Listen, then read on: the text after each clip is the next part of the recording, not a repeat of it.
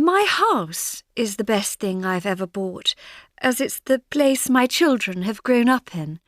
It's full of memories, both good and bad, but it's a place we call home, and we feel safe and secure in it. Everyone is welcome. The best thing I've ever bought is a book about people from different religions. It made me think about how I deal with people and the way I do business in general. I can say that it changed both my understanding of and my attitude to life. I wholeheartedly recommend it to anyone whose job, like mine, involves managing people. The best thing I've ever bought was my bed. It's the place I spend most of my life in, and it was the first piece of furniture I bought here in Budapest, and it has served me very well over the last 10 years. The best thing I've ever bought is my car, which I bought 8 months ago. It's actually the first thing I've done for myself in all my life. I never thought of a car as something I actually needed, since I live in the center of town, close to my workplace, but a friend talked me into it, saying it would make me feel more independent. And how right she was!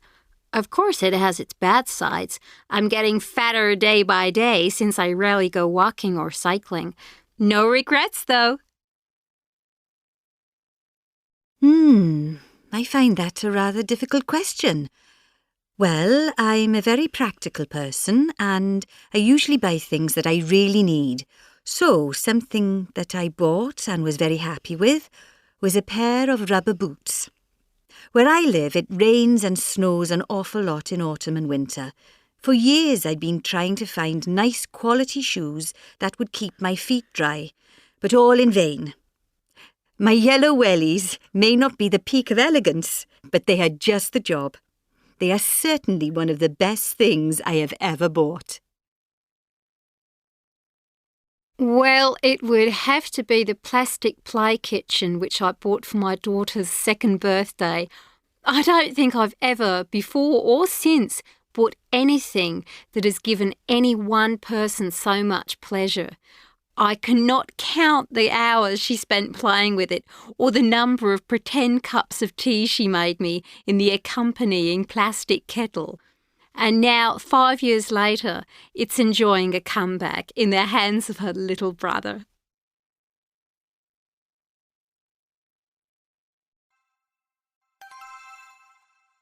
Speaker 1. Good morning, everyone. My name is John Hawkins, and what I want to do today is give you a short introduction to the company. I won't take more than 10 minutes because we have a lot to get through today, but if you have any questions, please feel free to interrupt. Speaker 2. I would like to start by offering a very warm welcome to everyone here today. Thank you very much for coming. I know many of you have travelled a long way to be here. As you know, I'm Pam Ellis, Managing Director here. What I want to do today is give you an introduction to the company. Firstly, a little information on operations. Secondly, more about the people. And finally, the culture we have here. But to begin, I want to look at operations. Speaker 3.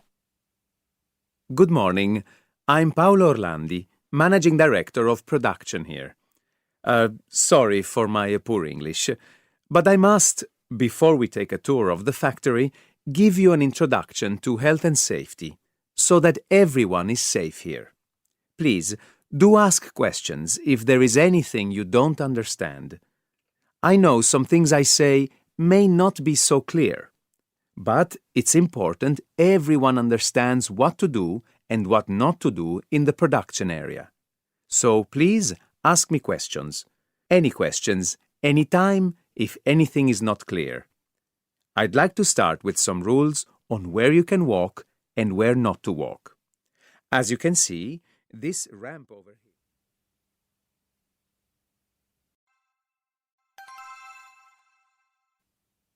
Speaker 1. So before I begin and tell you why I'm here, I would like to start with why you are here. And how can I know that? Well, I asked a couple of you during coffee this morning. Jackie, over there, yes, she wants to learn about which countries we are active in. She wants to work abroad one day. Good, I'll talk about that. Peter, he's a finance guy and wants to know more on the numbers. Are we profitable? Important question, Peter. And I'll talk about finance, too. And Samir, the interest there is how to become a leader as quickly as possible. And I will talk about that, too. What kind of organization we are and what kind of people do well here. Speaker 2. To begin, before I say anything, I'd like to ask you a few questions. Find out what you know about this organisation. Who knows how many people work here? OK, put your hand up if you know the answer to these questions. Which countries are we active in? OK. What are our main products? So, not so many of you. That's fine. That's why I'm here. My name's Pam Ellis, and I want to tell you a little bit about our company. Speaker 3. Now, to start, I'd like to share a story with you about a young man, around 20 years ago, who was sitting right where you are standing. New to the company, a little nervous on the first day, not knowing what to expect. Well, that was, as you can probably guess, me all those years ago.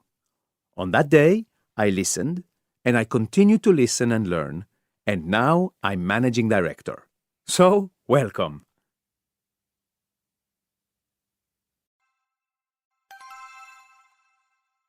Excuse me, my name's Essengel, and I'm conducting a customer satisfaction survey.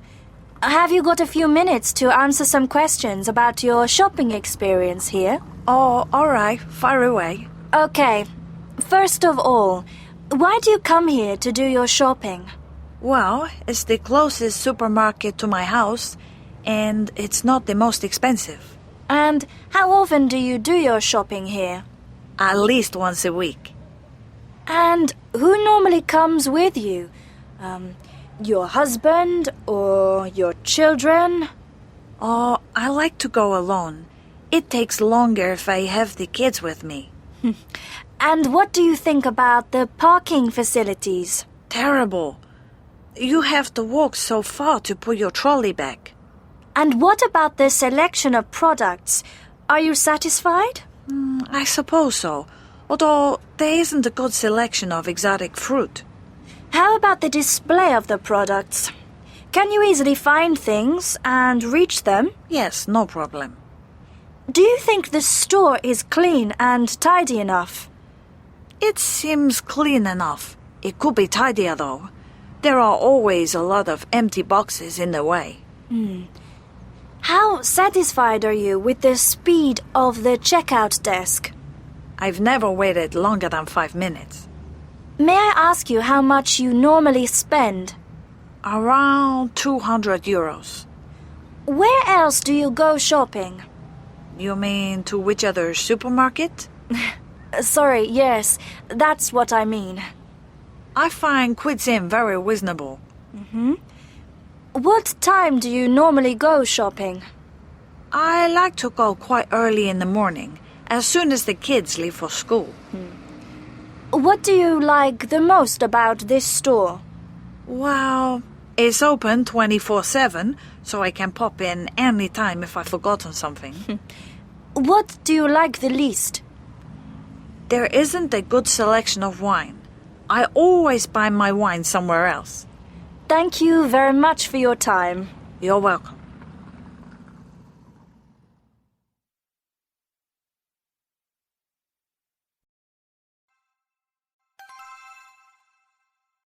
This is our new product, a CD tower system. As you can see, it's attractive and stylish. The tower is made of wood and it holds 20 CDs. Let me tell you its dimensions. It's 33 centimetres high 18 centimetres long and 20 centimetres wide.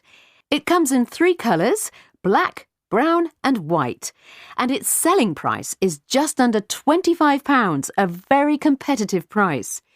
It's ideal for storing CDs and CD-ROMs. It has several special features which should appeal to our customers. Firstly, it has a soft touch mechanism. This means you just touch a button and the CD comes out smoothly and quietly. Another advantage is that it's easy to select the CD you want because the title is clearly displayed. A very useful feature too is that it's simple to use. You can open the CD case without taking it off its tray. The tower is well designed. It's robust, elegant and user-friendly. It's very flexible. I forgot to mention that because the towers are modular, so you can put one on top of the other. That's a big advantage for people who have lots of CDs. And one other thing, you can save £15 if you buy 2 units instead of 1. I think the CD Tower will be one of our best-selling products. It really does meet the needs of music lovers. It's so practical, it's a high-quality product, and great value for money. Are there any questions you'd like to ask?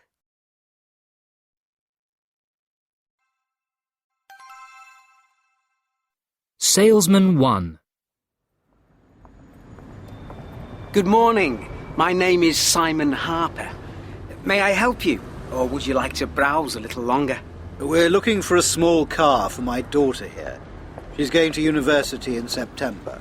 Well done. Julie. Which university are you going to, Julie? To Nottingham. Nice town. A small car, you say? Which model? We're not really sure.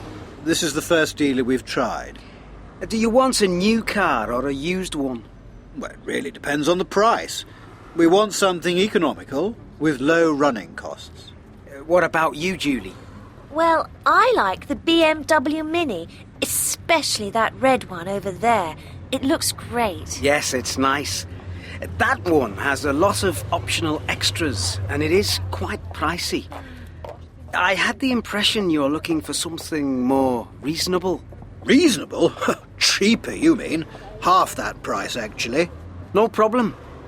We have a wide selection of good 3-year-old used cars with a full guarantee at very competitive prices. And of course, we have some very interesting customer incentives for you. What, for example? Well, at the moment, we're offering an interest-free loan on sales over £12,000. So I can pay every month at no extra cost? Exactly. Now, what about the engine? You mentioned an economical car, so maybe a diesel? Does it matter? Well, the diesel is more expensive, but more economical in the long term. With the petrol engine, you have more fuel consumption. Are you planning to travel long distances? No, not really. Then I think the petrol engine is fine. 2 or 4 doors? 2-door model is fine. If you'd like to come with me, I can show you a selection of cars which are very good value for money. Would you like a cup of coffee? Could I have a Coke? Of course. So, what are you going to study? I'm going to train. Salesman 2. Looking for anything in particular? We're looking for a small car for my daughter here. She's going to university in September. New or used? We're not really sure. This is the first dealer we've tried. Most customers have some idea before they come in. They look on the internet or whatever for information. What do you want to spend? Well, about £10,000. At least you know that. That limits your choice quite a lot. You can forget these cars, they're way out of your price range. Correct me if I'm wrong, but I think you're looking for a 3-year-old used car, 2-door model with a small engine. Basic model with no optional extras, right? Quite right. What have you got in that price range? Not much, to be honest. If you're prepared to spend more, I could offer you this 3-year-old Golf for £12,000. What about a discount? A discount? £12,000 is the going rate for this car. You won't find it cheaper anywhere else. If you want value for money, you have to pay for it. What about the colour? Good heavens! The colour! Yes, extremely important. What colour would you like, young lady? Black, if possible. Right. The used cars are over there. Go and have a look at them. If you find one that you're interested in, come and tell me. I'm going to speak to those people over there. They look as if they might actually buy something.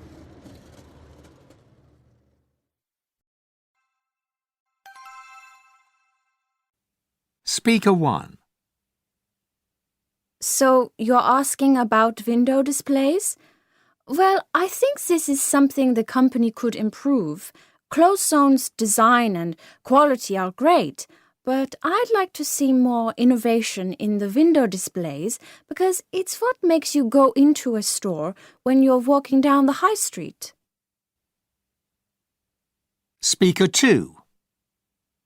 We have some special offers and promotions, but our competitors, for example, organize special days in their stores every season with clothes at 50% off. That attracts a lot of interest. I know this heavy discounting doesn't increase sales that much, but it works really well to raise brand awareness. We did have a special event for the store opening.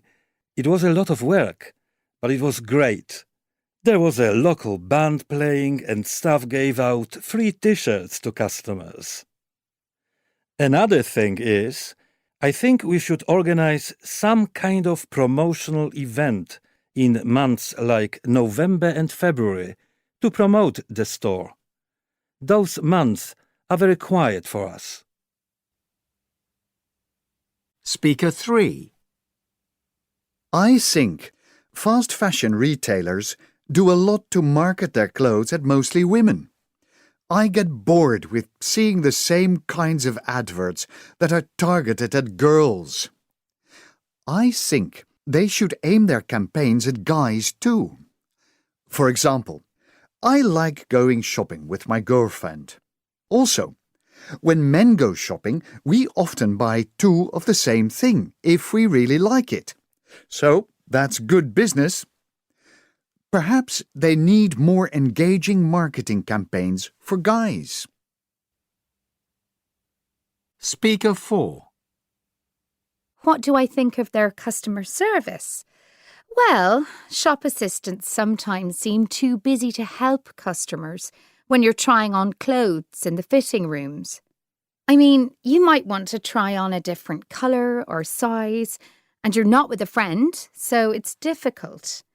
I think they need to employ more staff in the store. But I love their mobile app, and it's dead easy to use. The design is really cool because you can check out the clothes and mix and match them online before you come to the shop. Speaker 5. Well, I worked in the Berlin store. It's difficult because there are a lot of high street fashion stores in Berlin. It's very competitive. But we worked really hard. When we first opened, it used to be fun. Then a couple of my colleagues left last month because of the long working hours.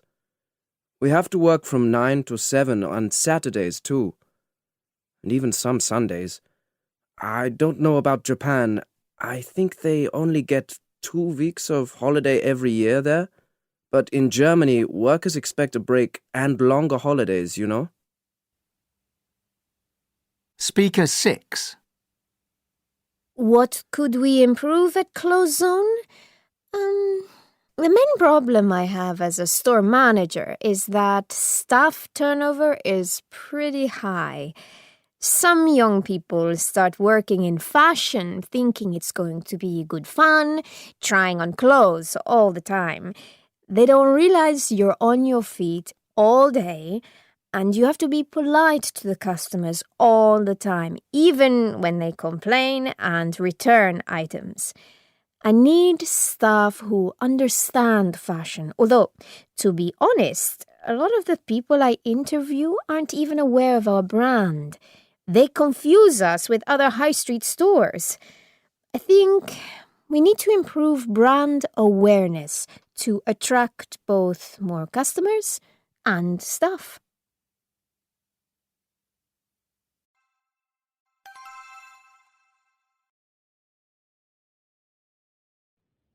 Let's talk about the time for setting up the website. We want it in a month's time. That's the end of July. It's a bit early. I was hoping to have 2 months to do the job. If I finish in 1 month, will you agree to reduce the number of pages? Yes, that's no problem. Just do the best you can. Our priority is to have the website up and running as soon as possible. Okay then. Agreed. Now, about payment.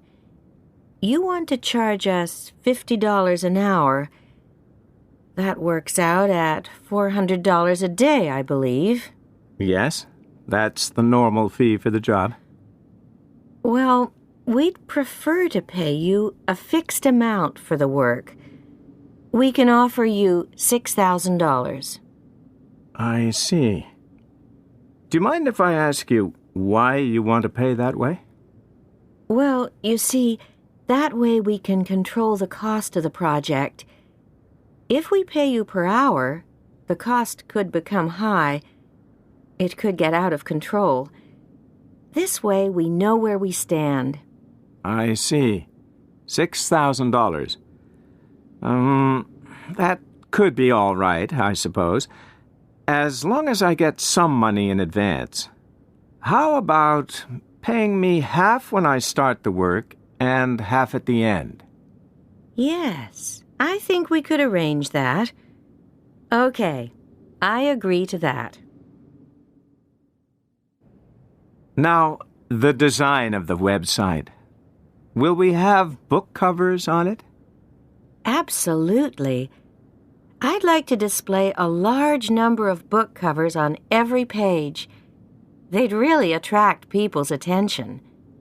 What do you think? It's a bit too much, I'd say. A lot of pictures take too long to download. I prefer one big image. How about that?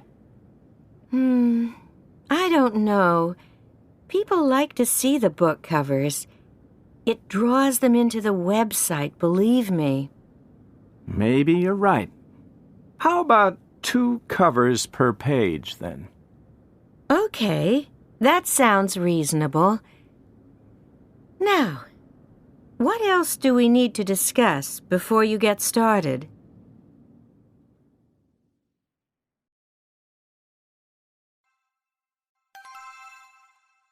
So let's begin with the most important part of the company, and that's its people. And there are 3 important points I want to make here. Firstly, we're a very young company. It was set up only 3 years ago, and the average age is only 29. This means we're fresh and energetic, and we really like innovation, which is our main strength. Secondly, we're a small company with only 56 people at the moment. This is also important because we want to stay personal. People know each other here. We have a family atmosphere, which our customers also feel and love about us. And finally, and as I said earlier during lunch to some of you, we are very international. In fact, we now have 20 different nationalities in the company, working in 5 countries. For me, on a personal note and speaking very openly, this is important, as I believe very much in being international and the value of working across different cultures. So if you can take a look at this slide, you will see the nationalities in the company. I hope I haven't missed anyone. Truly international. Great. Yes, a question. Is the company growing? Getting more international? Great question. Really good question. In a number of ways. Yes, we are growing, probably to around 65 people this year, but I don't want to grow much more or we become too big, too much a large corporation. So yes, but no. We are small. We want to be small, and we plan to stay small. But I'll say more about that a little later.